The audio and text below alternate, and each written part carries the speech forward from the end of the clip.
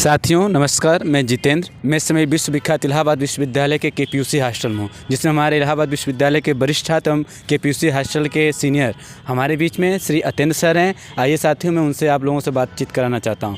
इस समय सर इलाहाबाद में कल माननीय देश के यशस्वी प्रधानमंत्री श्री नरेंद्र मोदी जी आए थे, जो महिला सशक्तिकरण पर अपना लोगों से रूबरू हुए। जिसमें सर आप क्या कहना चाहेंगे?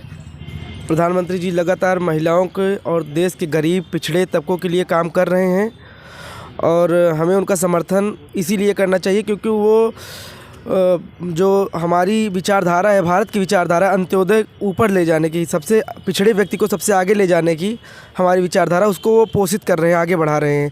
इसलिए हमें उनको सहयोग करना चाहिए। जो भी योजनाएं उन्होंने लाई, चाहे महिला की उम्र 21 साल करना हो, ये बहुत बेहतरीन जो है फैसला रहा है। कैबिनेट ने जो रखा प्रस्ताव अपना कि महिलाओं की उम्र जो है 21 साल करनी चाहिए, ये बहुत ही अच्छा फैसला रहा। और महिलाओं की एम्पावरमेंट के लिए, उनकी सुरक्षा के लिए सरकार, चाहे स्टेट गवर्नमेंट हो चाहे केंद्र की, वो दोनों बहुत बढ़िया काम कर रही हैं। इसलिए हम उनके साथ हैं इस मुद्दे पर। सर, क्या आपको ये लगता है कि 2022 के चुनाव में फिर से पुनः एक बार बीजेपी की सरकार आएगी उत्तर प्रदेश में? हाँ, क्योंकि विपक्ष जो है उस तरीके से काम नहीं कर रहा है जिस तरीके से विपक्ष को होना चाहिए। विपक्ष की अब तक माननीय पूर्व मुख्यमंत्री जी सोए थे। 3 महीना पहले वो ट्विटर से बाहर निकले। इसके पहले वो ट्विटर पर राजनीति करते थे। कोई भी मुद्दा हो ट्विटर पे एक लाइन लिख देते थे, नहीं तो सोते रहते थे एसी कमरे में। 3 महीने पहले से बस लेके एसी वाली मर्सिडीज की निकले हैं और लोगों की भीड़ इकट्ठा कर रहे हैं। ये मुद्दा नहीं होना चाहिए। सरकार की जो भी नीतियाँ थी सबका विरोध करना चाहिए था, अगर वो विरोध लायक थी। पहली चीज़, अगर विरोध लायक नहीं थी तो अटल जी की तरह उनका समर्थन भी करना चाहिए था। 3 महीने से वो निकले हैं, लाल पगड़ी बांध के गुंडाई चालू हो गई है, जिसका विरोध होना चाहिए। सर, मैं आपसे ये पूछना चाहता हूँ, फिलहाल इस समय आप जैसे कह रहे हैं, इस समय विपक्ष नहीं है, आपका कहना ये है। वर्तमान समय में विपक्ष नहीं, इस समय छात्र छात्राएं एवं जो बेरोजगार, आप जैसे छात्र होंगे जो निरंतर, जैसे लखनऊ में 59,000 भर्ती लेकर आओ, चाहे इलाहाबाद विश्वविद्यालय में रहा हो। अभी कल छात्र संघ पर जो छात्र साथी लोग थे आपके ही विश्वविद्यालय के थे, जो माननीय देश के प्रधानमंत्री श्री नरेंद्र मोदी जी। आपका प्रश्न रोजगार पर नहीं था, आपका प्रश्न था क्या सरकार सही है, तो मैंने कंपैरेटिवली सरकार को सही कहा। रोज़गार सृजन का मतलब सिर्फ ये नहीं है। भारत की जनसंख्या देखिए और सरकारी नौकरियों की संख्या देखिए। 2% सरकारी नौकरी में 70% युवाओं को नहीं भरा जा सकता किसी भी सरकार में। पहली चीज़ तो ये, सरकारी नौकरी की संख्या सीमित है। सृजन के, रोज़गार के अवसर उपलब्ध हैं। आप रोज़गार का सृजन करना चाहते हैं तो आपके हाथ में पैसा है। जनधन योजनाएं हैं, स्टार्टअप के लिए पैसा है। आप आइए, उठाइए पैसा और नौकरी करिए, अपनी खुद की नौकरी बनाइए, लोगों को नौकरी दीजिए। इसका मतलब थोड़ी है कि आप लेखपाल हो गए हैं तो आप दुनिया चला लेंगे। मतलब लेखपाली के लिए मर रहे हैं क्या हम लोग? अगर करना होगा तो खुद के पैसे, खुद के पैरों पर खड़े हो जाएंगे। और सरकारी नौकरी कोई ढिढोरा, जो ये समाज ने अपना एक नज़रिया बना रखा है, सरकारी नौकरी वाला ही जो है बैकुंठ जाएगा, तो ऐसा नहीं है। प्राइवेट वाले भी बैकुंठ जाते हैं।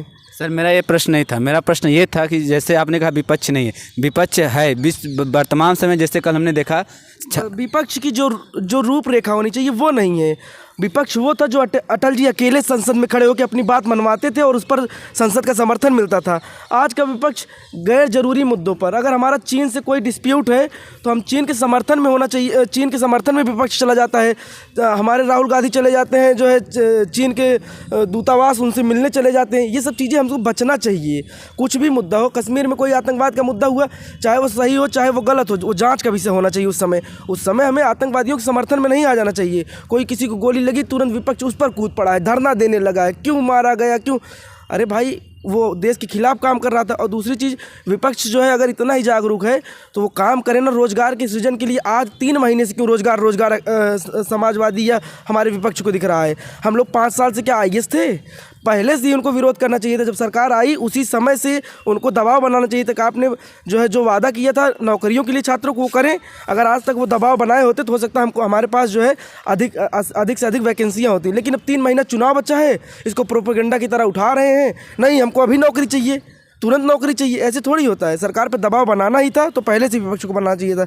विपक्ष सिर्फ और सिर्फ राजनीतिक षड्यंत्र और राजनीतिक एजेंडा चला रहा है और कुछ नहीं। सर, मेरा ये प्रश्न था, जो सर प्रश्न आप कंप्लीट नहीं होने दिए। मेरा प्रश्न ये था कि कल इलाहाबाद विश्वविद्यालय कुछ छात्र थे जो माननीय प्रधानमंत्री जी को विज्ञापन देना जा रहे थे कि छात्र संघ बहाल किया जाए। उनका मानना ये था, तो उनको छात्र संघ के बाहर जाने ही नहीं दिया गया। उनको छात्र संघ ही गेट पर उनको पुलिस ने अरेस्ट कर लिया। एक चीज़ मैं आपसे पूछता हूँ, प्रधानमंत्री के पास ये जो है जा रहे हैं कि छात्र संघ बहाल किया जाए, एक शिक्षा मंत्री के पास जाना चाहिए इनको। सर आपको मैं बताना चाहता हूँ, जब शिक्षा मंत्री जी आए थे उन्होंने अपने हाथ में ज्ञापन दिया था इन्होंने। जी सर, इन्होंने ज्ञापन दिया था, जी सर। उन्होंने संज्ञान में लिया था और उन्होंने कहा भी था कि इस पर विचार किया जाए। जी सर। लेकिन प्रधानमंत्री जी एक विश्वविद्यालय के छात्र संघ के लिए मान लीजिए 1-10 लोग मिलने जा रहे थे, लेकिन वो जी सर। वहाँ लाखों लोगों की सपनों की बात करने आए थे। जी सर। 10 छात्रों के छात्र संघ की बात करने नहीं आए। छात्र संघ जरूरी मुद्दा है और ये नर्सरी है राजनीति। जी सर। जरूर बहाल होना चाहिए।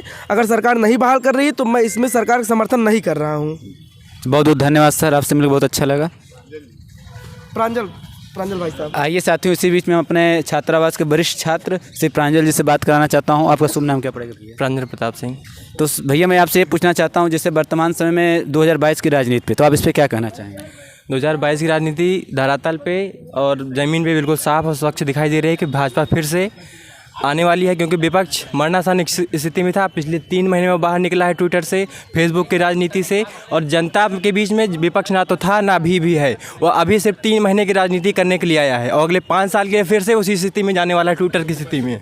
तो हम आम छात्र या आम जनमानस, किसान, मजदूर, जवान, सब कुछ, सभी लोग इस सरकार के समर्थन में पहले भी थे, अभी भी थे, क्योंकि उनके पास ना तो विपक्ष का कोई नेता, कोई वो कहते हैं ना कि ऑप्शन नहीं है हमारे पास।